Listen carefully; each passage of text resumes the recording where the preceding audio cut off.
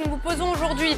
Retour de la Ligue des Champions. Le Paris Saint-Germain peut-il la remporter cette saison? Vous répondez avec le hashtag l'Expresso et on passera vos tweets évidemment en live durant toute cette dernière heure. On est parti, oui, avec le sommaire. How deep is your love? Comment est-ce qu'on t'aime, la Ligue des Champions? On t'aime, mais énormément. Ça y est, she's back. Elle est de retour sur beIN Sport. Le PSG reçoit Malmö ce soir au Parc des Princes. L'occasion de retrouvailles émouvantes, ou pas d'ailleurs, entre Zlatan et son club formateur. Dans les autres rencontres, Wayne Rooney reste forfait. Il va manquer ce soir le déplacement de Manchester United sur la pelouse du PSV Eindhoven. De son côté, la Juve de Paul Pogba défie Manchester City. En Ligue 2, toujours pas de victoire pour Lens. Et pourtant, on ne peut pas dire que les hommes d'Antoine Comboiré n'ont pas bien joué hier face à Brest. Il faut plus de réalisme, les gars. Voilà, c'est le mot à retenir. Et ça, les Bretons ont compris. Victoire donc 2-1 avec une 4e place à la clé pour Brest. L'Eurobasket, la France a rendez-vous avec son destin ce soir à Lille. On ira rejoindre Ronan Chodotal et Jacques Monclar pour prendre des nouvelles des Bleus avant leur quart de finale face à la Lettonie. Yvan Bourgnon est notre invité ce matin après son tour du monde sur un voilier non habitable et sans assistance. Il se lance un nouveau défi, remporter la Transat Jacques Vabre en hommage à son frère disparu, Laurent.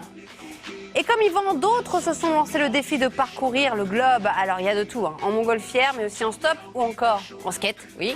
Charles Beauvais s'est intéressé ce matin à ces illuminés qui ont marqué l'histoire. C'est à suivre à 9h20 dans l'Express Stories. D'ailleurs, la question qu'on peut se poser, c'est on mange quoi quand on est en mer? On posera la question évidemment à Yvan Bourgnon qui va passer sur le grill. Et ce matin, le grill de Rémi, notre traiteur sportif qui va nous présenter ce matin la recette parfaite pour un marin. Le pavé de saumon au jus de citron vert. Ça a l'air bon. Couper des carottes. On est parti, l'événement du jour.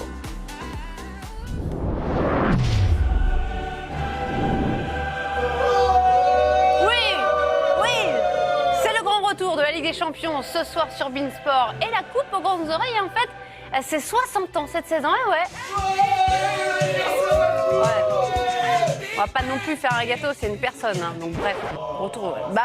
Je suis désolée de casser votre trip, mais bon. Objet de toutes les convoitises depuis le début de la saison, elle est devenue une véritable obsession pour le PSG qui s'est montré jusque-là un peu timide, incapable de passer l'écart depuis 3 saisons. Les Parisiens vont débuter leur opération séduction ce soir avec la réception de Malmö. Et Laurent Blanc a de sérieux arguments. L'entraîneur parisien devrait aligner son 11 type ce soir. Serge Aurier est suspendu. Il devrait du coup être remplacé par Van der Wiel. Zlatan Ibrahimovic et Javier Pastore font bien partie du groupe. Le géant suédois qui fait son retour de blessure. Il devrait être titulaire et Angel Di Maria pourrait lui connaître sa première titularisation avec le PSG en Ligue des Champions. Alors sur le papier, les deux équipes ne jouent pas dans la même cour, mais le milieu de Parisien, Thiago Motta, lui, prône l'humilité. Dès le début de le match, dans la première minute, on doit essayer, on doit chercher surtout d'attaquer bien, être organisé, faire mal à l'équipe de Malmö et pas donner beaucoup de contre-attaques, donner pas beaucoup la chance de Malmö de croire que c'est possible de venir ici et gagner le match. C'est ça la mentalité de Paris Saint-Germain. Et la boucle est bouclée pour Zlatan Ibrahimovic, alors qu'il vit peut-être sa dernière saison en Ligue des Champions. Le gamin de Rosengard va retrouver le club où il a grandi et où il a été formé, à Malmö. C'est un véritable événement. 3 écrans géants ont été installés dans la ville pour permettre aux 560 000 habitants de la ville suédoise de pouvoir vivre ensemble cette rencontre. Dans l'autre match de ce groupe E, le Real Madrid reçoit le Shakhtar Donetsk. C'est à suivre sur beIN-Max 4. Wayne Rooney, lui, ne jouera pas ce soir avec Manchester United face au PSV Eindhoven. Il est toujours blessé. C'est à suivre sur beIN-Max 6. Paul Pogba, lui, jouera en revanche avec la Juve sur beIN Sport 3. Ce sera face à Manchester City. On jouait en Ligue 2 aussi. Hier soir et face à Brest, les Lensois ont appris le sens du mot réalisme. Voilà, le reste actuel préparé ce matin par Alexandre Boyer. Les Lensois n'y arrivent pas. Après 6 journées, Lens attend toujours sa première victoire en Ligue 2. Malgré une nette domination hier, les joueurs d'Antoine Comboiré se sont inclinés de 1 à Brest. Et c'est un joueur prêté par Lille, Kevin Koubengba, qui donne la victoire aux Brestois. Avec un but et une passe décisive, les Bretons sont désormais au pied du podium. Lens est 19e. C'est vrai qu'aujourd'hui, on est dans une période un peu compliquée, ce qui fait qu'à chaque fois qu'on a le sentiment que l'adversaire s'approche de notre but, soit ça fait occasion de but, ou soit ça fait but. Mais après, j'ai envie quand même de dire à mes joueurs que c'est le chemin qu'on doit donc endurer en ce moment. Et surtout, il faut qu'on s'accroche à essayer donc d'arracher une victoire sur le prochain match parce que voilà, j'aimerais que mes joueurs soient récompensés aussi. Retour aux sources pour Yoann Gourcuff, formé à Rennes. Le milieu de 29 ans retrouve le club qu'il avait quitté en 2006. Libre de tout contrat depuis son départ de Lyon durant le mercato, Gourcuff a signé un protocole d'accord avec le Stade Rennais et évoluera en rouge et noir dès qu'il aura retrouvé toute sa condition physique. Il est actuellement touché à la voûte plantaire. Après Payet, meilleur passeur de Ligue 1, voici Payet, buteur en Angleterre. L'ancien Marseillais a inscrit un doublé hier avec West Ham en clôture de la 5e journée. Succès des Hammers, 2-0 sur Newcastle grâce aux 2e et 3e réalisations en Première Ligue du Réunionnais. Les Magpies de son ancien coéquipier Florian Thauvin, son dernier, est toujours à la recherche d'une première victoire cette saison. Hier, la Sampdoria de son président Massimo Ferrero a mené la danse face à Bologne pour la 3e journée de Serie A. Eder puis Roberto Soriano ont permis aux Génois de s'imposer 2-0 et de s'emparer de la 3e place au classement. Bologne est avant-dernier avec 3 défaites au compteur. La Corogne a mis 3 journées, mais le Déport s'est enfin offert un premier succès en Liga cette saison. Victoire 3-1 face au Rayo Vallecano, avant-dernier du championnat. Ce soir, Nicolas Batum et les Bleus devront une nouvelle fois montrer qu'ils sont costauds. Après une belle victoire face à la Turquie en 8e, la France doit franchir un nouvel obstacle, la Lettonie. Invité surprise de ce grand 8 et présent en quart pour la première fois depuis 2001. Tipi et compagnie, favoris, oui, mais attention quand même. Je suis plutôt content que mes joueurs vous aient dit que ça ressemblait à la Finlande, parce que dans leur imaginaire, ça veut dire que c'est dangereux. Voilà. Et il faut vraiment penser que c'est dangereux. Mais qu'on soit favori ou pas favori, ça ne change rien. Est-ce qu'il faudra vous le dire à chaque fois ou ça ne change rien. Ce qu'on veut, nous, c'est gagner. Voilà. Aller en demi-finale. Voilà. Donc favori, pas favori, très favori, un petit peu favori, mais c'est pour vous. En cas de succès, la France rejoindrait le dernier carré pour la 4e fois en 10 ans. Et les tenants du titre pourraient retrouver l'Espagne ou la Grèce, qui s'affronteront également ce soir. C'est une tradition, avant chaque Coupe du Monde de rugby, les nations se réunissent pour remercier le pays d'accueil. Au Greenwich Old Royal Naval College de Londres, les Bleus ont reçu une jolie casquette dorée, puis ont fait un selfie, histoire d'immortaliser quelques-uns des derniers moments de détente, avant de penser aux choses sérieuses. Leur premier match de poule samedi, face à l'Italie. So I am sure you can be behind England, but the French team will be here to try to do our best. Our preparation was very, very good, and we're looking forward for the first game in Twickenham against Italy. Cette nuit, Atlanta a mis du temps avant de mettre définitivement Philadelphie à terre. Porté par leur duo, Matt Ryan, Julio Jones, à l'origine de 2 touchdowns, les Falcons ont mené 23 à la pause avant de voir les Eagles passer devant dans le dernier quart. Philadelphie a finalement cédé à 1 minute de la fin. Sam Bradford est intercepté et Atlanta s'en sort sur le fil, 26-24. Notre invité du jour s'inscrit dans la lignée des grands explorateurs, Jules Verne des temps modernes. Il s'appelle Yvan Bourgnon et son Nautilus à lui est un catamaran de sport sans habitacle et sans instruments électroniques. Une coque de noix de 6,20 m avec laquelle il a fait le tour du monde, 55 000 km, 220 jours d'une aventure qui l'a emmené dans les mers et les océans les plus dangereux du monde. Après s'être échoué sur les rochers sri-lankais, il a réparé son bateau et repris la route de son tour du monde où il a croisé celle du capitaine Crochet, si, je vous jure, avec plein de méchants pirates et tout, voilà, auquel il a réussi heureusement à échapper. Cet explorateur des temps modernes est prêt à repartir pour de nouvelles aventures. C'est ce qui va nous conter ce matin notre invité du jour, c'est Yvan Bourgnon.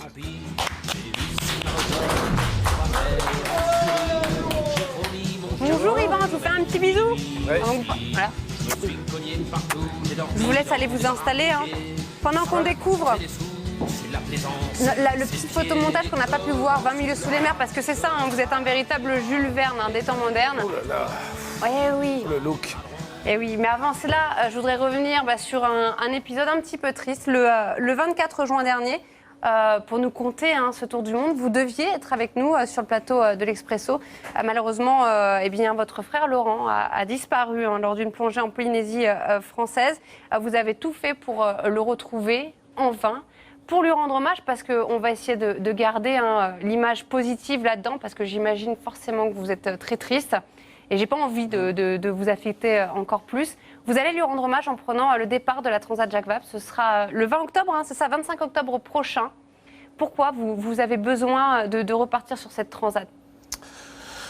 Clairement, j'avais besoin de me connecter en tout cas à lui le plus possible. Et c'est vrai que quand Gilles Lamiré m'a appelé il y a 15 jours en me disant « Tu viens faire la Transat Jacques Vabre avec moi », je me suis dit « Mais c'est juste le plus beau cadeau que je pouvais avoir en ce moment, puisque c'est clairement le plus beau souvenir de navigation que j'ai. » Et vous l'aviez remporté avec votre frère. Cette Transat, c'était en 1997.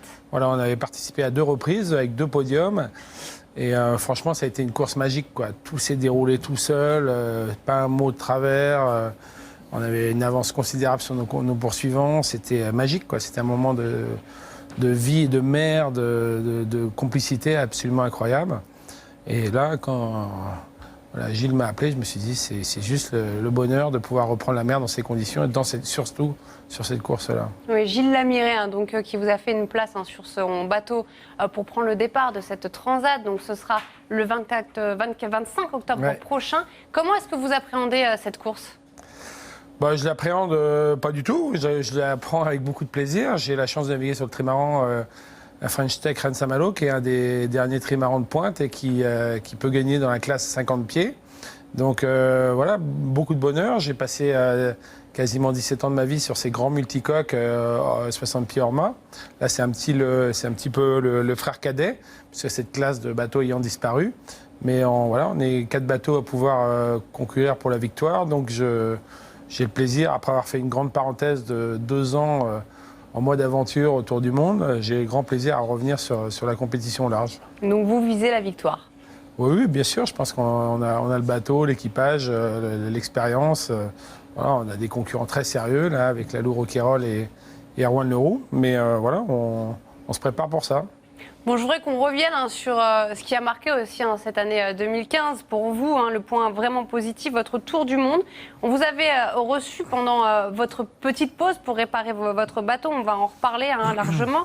Vous êtes donc parti le 5 octobre 2013 des Sables-d'Olonne pour un périple de 55 000 km et au final donc 220 jours. Alors pendant qu'on découvre votre parcours, vous pouvez me rappeler la spécificité de votre bateau. Qu'est-ce qui fait que c'est un exploit ce que vous avez fait ? La vraie difficulté de ce tour du monde, c'était de naviguer sur un tout petit engin de 6 mètres de long, sans protection, sans cabine. Donc c'est vraiment un Hobie 4 qu'on voit sur les plages en version améliorée, un peu plus costaud. Et l'idée, c'est vraiment de partir de manière dépouillée. Donc pas de GPS, pas d'assistance météo, pas d'aide extérieure, et de se débrouiller par ses propres moyens. Et puis de naviguer pendant 220 jours en autonomie complète, avec un bateau qui peut chavirer à chaque instant. Donc j'ai chaviré 2 fois. Mais j'ai bien vu que dans ces 2 fois-là, c'était vraiment chaud et que ça pouvait... la première fois, je me suis fait remorquer par le bateau, j'ai vraiment failli y passer. Et puis après, j'ai progressé et puis j'ai réussi à rester à l'endroit malgré les 5-6 grosses tempêtes que j'ai pu affronter. Ouais. Et puis il y a eu le Sri Lanka, parce que vous êtes parti donc le 5 octobre des Sables-d'Olonne. Vous avez traversé les Canaries, la Martinique, les îles Marquises, Tahiti, l'Australie et donc... ce que j'imagine être votre pire souvenir. Voilà, ce coup d'arrêt dans votre tour du monde. Le Sri Lanka, oui, ça a été le seul moment en fait, de vrai doute dans ce tour du monde où je m'échoue tout simplement. 1er août 2014 du coup. Voilà, je m'échoue suite à une grande fatigue et puis un pilote qui tombe en panne et je m'endors et bêtement je me retrouve à la côte. Là, le bateau se détruit devant mes yeux, sur les cailloux et puis surtout j'ai failli laisser ma peau encore une fois avec mon dos, avec une hernie discale que je vais mettre 4 mois à guérir. Et à ce moment-là, le défi s'arrête, parce qu'il n'y a plus de bonhomme, il n'y a plus de bateau. Et ce qui est incroyable, c'est qu'en seulement quelques mois, il y a eu une solidarité énorme autour du projet, avec des partenaires, avec une campagne de crowdfunding. Et voilà, j'ai réussi à me remettre sur pied en faisant beaucoup de rééducation. J'ai réussi à avoir des gens et des chantiers maritimes, notamment Short Team, qui m'ont réparé le bateau. Et quelques mois après, je repartais en mer. Vous êtes reparti quand exactement ? Je suis reparti, je crois, le 22 mars 2015, après 6 mois d'arrêt. Voilà, vous repartez donc avec votre louloute, c'est comme ça que vous la surnommez, du Sri Lanka. Il vous reste donc, du coup, à ce moment-là, 10 000 km à boucler. Vous étiez venu juste avant sur notre plateau, donc vous nous aviez parlé de pirates. Vous les avez croisés, les pirates ? Effectivement, je ne m'y attendais pas. C'était au large de Socotra. Il n'y avait pas de vent, les voiles claquaient, et la nuit tombait, et puis là je vois une lumière arriver vers moi, et puis je vois ce bateau se rapprocher rapidement. Puis là je me dis, il faut que je me cache. Donc se cacher sur un bateau, il n'y a pas de cabine, c'est compliqué. Il y a un petit rebord, je me mets en ciré blanc pour être blanc sur blanc. Et puis là je fais vraiment la politique de l'autruche, je me cache le plus possible sans bouger. Et puis heureusement il faisait nuit, il commence à arriver, il commence à mettre les projecteurs, à tourner autour du bateau. Et surtout, ce qui m'inquiétait, c'est qu'ils avaient des mitraillettes. Le bateau ne ressemblait pas à un pêcheur, évidemment. Ça ne ressemblait pas à des Coast Guard. Donc, il y avait toute vraisemblance pour que ce soit des pirates. Et puis surtout, ils s'engueulaient en arabe sur le bateau. Et je ne comprenais pas ce qui se passait, quoi. Et ils ont tourné comme ça. Et puis, ils ont fini par partir. Puis, arrivé à Djibouti, ils m'ont expliqué en fait que les pirates n'attaquaient pas de nuit pour des questions de religion. Et apparemment, ils s'engueulaient à bord. Parce qu'il y en a qui devaient vouloir monter sur le bateau et d'autres qui disaient non, on n'y va pas. Alors, la chance que j'ai eue peut-être aussi, c'est que le bateau était petit, qu'on avait certainement l'impression qu'il n'y avait rien à prendre à bord. Et ça a dû les décourager. Effectivement, il ne devait pas y avoir grand-chose aussi. Non, à part moi, il n'y avait pas grand-chose à récupérer. Donc 55 000 km, donc 55 000 km, 55 ça aurait été facile, 220 jours. C'est quoi votre meilleur souvenir du coup dans tout ce périple ? Sur le plan terrestre, ça restera les îles Marquises, parce que ça avait déjà marqué mon enfance à l'âge de 10 ans. Et là, quand je suis revenu, que je me suis retrouvé vraiment chez moi, avec des gens exceptionnels, quoi. Tout est basé sur l'humain là-bas. Et puis la nature donne tout. Elle offre les fruits, les poissons, tout ça à volonté. Il n'y a que 12 000 Marquisiens sur un archipel immense. Et voilà, je me suis retrouvé au plus près de la nature. Leurs ancêtres, les Maoris, sont arrivés avec les Kon-Tiki, etc., dans des conditions assez similaires que les miennes. Ils naviguaient aussi avec le soleil, les étoiles. Et eux se sont retrouvés dans mon histoire, dans leur histoire aussi. Et donc, du coup, voilà, je me suis senti très proche de ce peuple. On le voit sur ces images. Là, je suis en train de quitter les Marquises et là, je suis très ému et je pense que je vais finir mes années là-bas. Donc des rencontres aussi, donc quand vous faisiez escale, voilà, par exemple sur les îles Marquises, mais aussi des grands moments de solitude où vous faites corps effectivement avec la nature. J'imagine que vous avez croisé beaucoup de gros poissons. Est-ce qu'on peut faire un parallèle un peu avec le film Seul au monde ? Vous aviez un Wilson, vous Moi, j'avais surtout mes dauphins, qui m'ont d'ailleurs beaucoup suivi sur la fin du parcours. Et tout d'un moment, les dauphins, il reste juste quelques minutes. Et entre le Cap Finistère et l'arrivée, ça a duré 3 jours quasiment. Ils m'ont accompagné comme ça pendant 3 jours. J'ai repéré un dauphin qui était blessé sur le flanc. Et ça, c'est assez exceptionnel, quoi. Donc effectivement, ça a été magique, comme dans le golfe d'Aden, de voir pendant 3 jours des milliers de cachalots. Ça a été une compagnie, je ne pouvais pas rêver mieux. Bon, votre Wilson à vous, on a regardé toutes vos images parce que vous postiez, en tout cas vous aviez une équipe qui postait régulièrement pour que les gens suivent votre périple, des petites vidéos. Donc on s'est dit que c'était peut-être votre caméra, votre Wilson. On regarde. Et une des plus belles journées de ce défi.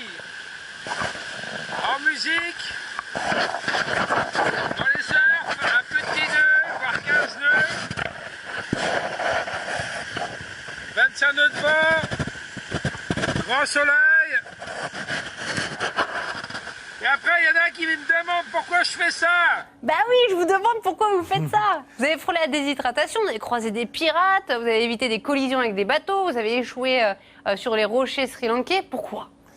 Eh bien parce que c'est le paradis, parce que par exemple entre les Martiniques et l'Indonésie, j'ai navigué dans l'Alizé avec des vents modérés, que j'étais sous les étoiles toute la nuit, parce que quand je dors sur mon banc, je suis à la belle étoile, je vois toutes les étoiles filantes et compagnie, que voilà, 80% du temps, c'est juste magique, je me pêche des petites bonites de temps en temps, et voilà, après, effectivement, on a tendance à mettre en avant sur les films les 10% où ça a été la guerre, où ça a été la tempête, où ça a été voilà, mais heureusement qu'il y avait ces 80% de bonheur à bord, et franchement, je ne regrette pas du tout. Alors c'est vrai que le curseur prise de risque était énorme, et aujourd'hui, je pense que je ne repartirai pas sur un défi aussi dangereux, mais en tout cas, au niveau de la vibration, le fait de se mettre en danger, ça te permet de vivre des choses exceptionnelles, comme notamment améliorer et découvrir ses sens.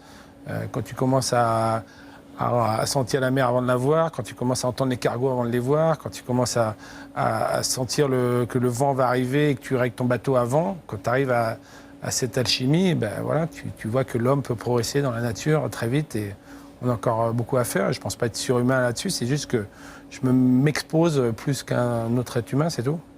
Vous êtes venu avec vos petits outils, hein, voilà, hein, pour votre... J'ai des cadeaux Tour du monde. pour nos futures fiançailles. Si tu c'est veux vrai bien. Tu vas voir, tu vas adorer. Ah ouais, carrément. Donc, Ah, le mec me drague à l'antenne, quoi. voilà. Alors, c'est le meilleur cadeau qu'on puisse t'offrir. Qu'est-ce que c'est que ce truc? Alors, il y a la mer qui l'a un peu abîmé, hein, donc Alors, du coup, il y a... cet appareil a quand c'est même fait plein le tour de du sel, monde, quoi. ce qui est juste exceptionnel sur un petit kata de sport. Et c'est juste, Waouh. c'est juste avec ce sextant Non, en, fait, mais ça, c'est génial. en plastique, si on peut le tourner dans l'autre sens. Voilà. Et avec ce sextant, je calcule l'angle entre le soleil ou les astres, en tout cas entre les étoiles, entre les astres et l'horizon. Et ça me permet de me positionner avec ensuite une montre de précision que j'ai pas ici. Mais comment on fait ça? Ah bah je vais te montrer. Quel Parce que cadeau. tu le prends Sorte de pas bague de du bon fiançailles. endroit. Donc en fait on a une loupe ici. Voilà ici. Voilà dans ce sens-là. Voilà dans ce sens-là. Je me suis plus. Et puis avec ce jeu de miroir, en fait, on capte le soleil là-haut, par exemple. C'est magnifique. Et puis une fois qu'on a capté le soleil, ici avec cette réglette, on va poser le soleil sur l'horizon. Donc on va le poser comme ça petit à petit sur l'horizon en regardant ici. Et du coup, après ici, on a un angle, par exemple 30 degrés, 34 degrés, et puis ici, on a les secondes. Et ensuite, on a cette... Ça, c'est votre... En fait, finalement, c'est un GPS à l'ancienne. Voilà, Voilà, on peut dire ça. ça coûte pas cher, hein, ça coûte 200 €. Voilà, vous voulez faire le tour du monde, vous achetez ça, tac. C'est super pratique. Bah, c'est comme ça qu'on faisait encore il y a 30 ans, hein, c'est pas si vieux. Et puis dans cette calculatrice, on rentre tous les éphémérides nautiques, notamment de 100 étoiles, plus le soleil. Et en fait, je rentre, c'est pas obligé de me détruire mon sextant. Hein. Non, mais c'est le mien, vous me l'avez offert. Et donc, on rentre les relevés du sextant, on rentre l'heure précise, à la seconde près, c'est important, d'où une montre suisse. Et puis ensuite, on a les informations qu'on reporte sur la carte. Voilà, la carte marine, hein, qui est un peu... bon, celle-là, elle a pas fait le tour du monde, hein, mais... Et puis une règle CRA ici, que j'attache à mon bateau, Voilà. évidemment. Voilà avec quoi on fait un tour du monde. Si vous deviez faire un autre tour du monde, peut-être sur autre chose qu'un bateau, vous feriez sur quoi? Plein de choses, hein, en vélo, en trekking, en ballon. Moi, j'adore... En ballon? Ouais, Mais ça tombe bien, on va en parler. Il y a quelqu'un qui l'a fait avant vous dans l'Express Stories avec Charles Beauvais. très bien. Charles Beauvais. Par contre, je sais pas comment on fait pour le ranger, j'ai peur de le casser. Même moi, j'ai du mal. Donc, je vais au cube. Salut Charles, il n'y a plus d'applaudissements pour Charles Beauvais? On a un public? Bonjour. S'il vous plaît. Ça va bien? Bien et vous? Donc Charles, ce matin on s'intéresse en fait au tour du monde un peu insolite, c'est ça? Insolite ou pas Ou On pas, s'est intéressé d'accord. aux héritiers de Jules Verne. Alors le plus simple, c'est Ah, évidemment comme vous. le trophée Jules Verne, le fameux tour du monde à la voile le plus rapidement Ouais. possible. C'est Loïc Perron et qui détient le record avec 45 jours, 13 h 42 minutes et 23 secondes pour faire le tour du monde à bord de Banque Populaire. À titre de comparaison, vous avez mis 20 mois. Ça vous intéresserait de faire ce genre de relevé, ce genre de défi ou... La performance? Complètement. En plus, il y a mon copain, là, Francis Joyon, qui va partir en novembre prochain avec un bateau plus petit que celui-là. Là, ils étaient soit 13 à bord ou 14. Il va partir sur un bateau plus petit avec un équipage simplement de 6 personnes. Et il pense pouvoir battre ce record et je pense qu'il en est capable, connaissant Francis Joyon, qui a déjà le record du Tour du Monde dans le bon sens, en solitaire. Et il y a ce bateau aussi qui va le retenter avec le nom de Speed Drift. Donc ils vont être 2 bateaux l'hiver prochain à se lancer à s'attaquer au trophée Jules Verne. On suivra leurs aventures. Oui, on suivra. Alors, je suivais aussi d'autres aventures, plus dans l'esprit Jules Verne, plus dans votre esprit. Alors, il y a notamment celui qui s'en rapproche peut-être le plus, c'est le fameux Tour du Monde en ballon. Vous en avez parlé. C'est un Suisse, hein, comme vous. Apparemment, les Suisses aiment bien faire le Tour du Monde. Bertrand Piccard, qui l'a réalisé en 99. Alors, il avait déjà tenté 2 fois sa chance auparavant. Il a finalement réussi donc en 99 à la 3e tentative. Là, pour le coup, il aura mis 19 jours, 21 heures et 9 minutes, le tout pour parcourir 45 755 km. Vous avez échangé un peu avec lui sur le Tour du Monde? Je n'ai pas échangé, mais je suis de très près ce qu'il fait, là, notamment avec Solar Impulse. Et franchement, c'est un grand manager de projet, un grand technicien. Et voilà, il repousse les limites de ces tours du monde aériens et c'est magnifique à suivre. Oui, à chaque fois, c'est effectivement de très très belles images. Oui. Ensuite, si on est comme moi, on a un peu le mal de mer, un peu le mal de l'air, on peut se rabattre sur le Tour du monde à pied. Alors là, ça a été, c'est cet homme, un Québécois, qui l'a réalisé. C'est Forrest Gump, non? Oui, un petit peu. Ça ressemble à Forrest Gump. Il est parti avec sa poussette. Il a fait le tour du monde. Alors là, pour le coup, il a parcouru 75 000 km à pied. Il a traversé 64 pays. Bon, le seul inconvénient dans cette histoire, c'est qu'il faut avoir un peu de temps parce que ça lui a mis 11 ans et 2 mois. Mais il faut avoir rien à faire. Oui, et dans cette histoire, il est marié, ce charmant monsieur, et sa femme venait le rejoindre sur certaines étapes. Et ils discutaient par Pendant les réseaux 11 ans. sociaux. 11 ans. Pas d'histoire de couple, c'est ça qui est bien. C'est compliqué. Ah, c'est quand même compliqué. Ah oui, d'accord. Je pense que sa femme devait On va l'attendre parler de ça tout à assez l'heure, des impatiemment. marins et des histoires de couple. Bon, c'est un peu Ça fatigant. m'intéresse. Alors, il y a un pour les plus feignants. Il y a possibilité de le réaliser, c'est toujours à pied, mais en stop. Cette fois, c'est un Français qui l'a réalisé, Ah ouais, c'est lui. Il s'appelle Ludovic Hubler, et il a réalisé cet exploit. Il n'a eu besoin, lui, que de 5 ans pour traverser 5 le ans. tour du monde en stop. Il a fait du stop en... Il a fait du stop en chameau, il a fait du stop en voiture, Ah, c'est en un bus. dromadaire, Et il a hein. même traversé les C'est un océans, vous dromadaire. allez le voir à la carte. Chameau. Et il a fait du chameau. J'ai pas compris. En plus, Parce que chameau, donc du coup, il y a 2 bosses. Et là, il n'y avait qu'une bosse, donc c'est un dromadaire. d'accord. Je connaissais pas bien la... Moyen mémotechnique. Hein. D'accord. Comme quoi, on pour apprend les des choses en plus. Il a fait plus qu'un tour du monde en plus. hein. Oui, il a fait vraiment, plus qu'un tour du monde. Et pour traverser les océans, il a fait du stop voilier. Alors, je savais pas que ça Ouais. existait. Il a fait du ouais, stop ouais. voilier et aussi du stop en bas pour l'Antarctique. Il a fait du stop brise-glace. Du stop brise-glace. Stop brise-glace, ouais. Et il a mis C'est 5 cool. Lui aussi, il n'avait pas grand-chose à faire. Excellent. Non, 5 ans. Et le dernier que j'ai trouvé, c'est Tour du monde en skateboard. Ah, ça, c'est Alors là, génial. ça c'est un Américain, un étudiant américain, Kevin m'aurait Connelly, étonné. qui l'a réalisé. Et c'est encore plus fort quand on sait qu'il n'avait pas de jambes. D'accord. Donc, il y a a- un vrai message en plus derrière. Oui, et il en a profité en fait pour faire des photos tout au long de son voyage en prenant les gens en contre-plongée en fait de sa position pour notamment montrer le regard des gens, le regard que les gens portaient sur lui. Bon, la suite pour vous, Yvan, Excellent. c'est quoi? Eh bien, Un autre défi peut-être après? Après la Transat Jacques Vabre Ouais. Oui, il y aura le tour du monde, un petit peu comme celui qu'a Joyon aujourd'hui, là, dans le bon sens, mais dans le mauvais. D'accord. En fait, il y a le tour du monde, le vent tourne toujours dans le même sens autour de la planète. Et l'idée, c'est d'aller faire le tour du monde contre les vents. Voilà, en faisant le C'est tour de bien l'Antarctique. compliqué les choses. Hein. Non, mais c'est moins risqué que ce que je viens de faire. Par contre, c'est beaucoup plus engagé physiquement. Et ça sera sur un grand trimaran de 23 mètres. Et départ en fin 2016, si tout va bien. D'accord, bah pareil, vous reviendrez pour nous en parler. On a un autre défi avant pour vous. Vous mangez quoi sur un bateau? Je mange des plats lyophilisés, mais je dois avouer que la bonne gastronomie me manque énormément. Très bien. Le défi du jour, c'est de nous organiser un dîner romantique à tous les deux sur un bateau. Voilà, c'est le défi. Ouais. C'est pour ça que j'ai mis ma petite marinière. D'accord, ok, donc on va manger. Oh là là. Ouh là là. Ça a l'air appétissant. Ah non, non, non, Charles est célibataire, C'est en moi qui plus. suis. Je voudrais fâcher personne. C'est un non, bon mais il est parti, ouais. compréhensif. Bon. Alors, donc du coup, faut nous préparer notre repas. Qu'est-ce qui se passe? Comment vous faites sur un bateau pour... Vous allez adorer, hein, parce que ça prend 6 minutes 30. Donc voilà, en fait, c'est une gamelle, si je peux, c'est comme la gamelle de Royal Canin. C'est tout Sympa, simple. bravo la comparaison. Hein. Donc en fait, Ça, c'est la vôtre, vous l'aviez sur votre bateau, ouais, ça? elle a fait le tour du monde, celle-là. D'accord. Oh Et là là. donc, elle a un peu vécu. Mais Oui, ça voilà, se voit, hein. c'est comme, du sel dedans comme pour votre caniche.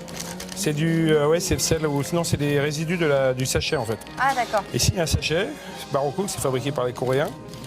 Et donc, c'est un sachet un petit peu comme les chaufferettes qu'on met dans les gants de ski, oui, oui. qu'on met dans la gamelle du bas. Là, on met un Donc petit, ça va chauffer. voilà, on met un petit peu d'eau. Et là, ça va réagir forcément à la chaleur. Et on peut remplacer ça par des chaufferettes ou ça a vraiment rien à voir? Non, c'est fait pour. Hein. Ah, c'est fait pour. C'est fait pour. On met la gamelle du dessus. Et ça se trouve dans les magasins, par exemple... À Decathlon. Ah, c'est vrai? Ah, ouais, chez Decathlon à la Madeleine, vous trouverez plat lyophilisé. On verse. Mais c'est super appétissant. Ça donne super envie. Voilà, des bons plats de chez Voyageurs. Et après, vous rajoutez de l'eau dessus. Un peu d'eau. Là, il faut bien doser parce que là, c'est l'habitude du plat. Mais ça, c'est le genre de truc qu'on peut retrouver aussi pour Voilà, ça fait dans l'espace. la pâtée pour chien. Hein. Oui, c'est vrai.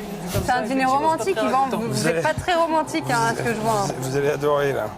Et ça met Donc, combien de temps à cuire, ça? Et là, il faut attendre 8 minutes. 8 minutes. Vous Et savez quoi? Bah, Ah bah ça tombe bien, on n'a pas le temps d'attendre 8 minutes. Ah mince. Ah mince.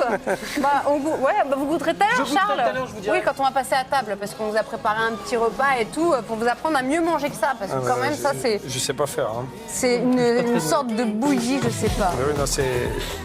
Bon, non, sans façon. Non, pas. Enfin, c'est pas bien. Faut goûter avant de dire. Hein. On va goûter, d'accord. Bah, on se retrouve dans quelques instants. Moi, je dois aller faire un truc là-bas. Charles, je vous laisse. Non, c'est bon, il n'y a rien du tout. À tout de suite, hein. Allez-y, faites-vous plaisir, hein. Vraiment, sans façon, en fait. Tell me who I am.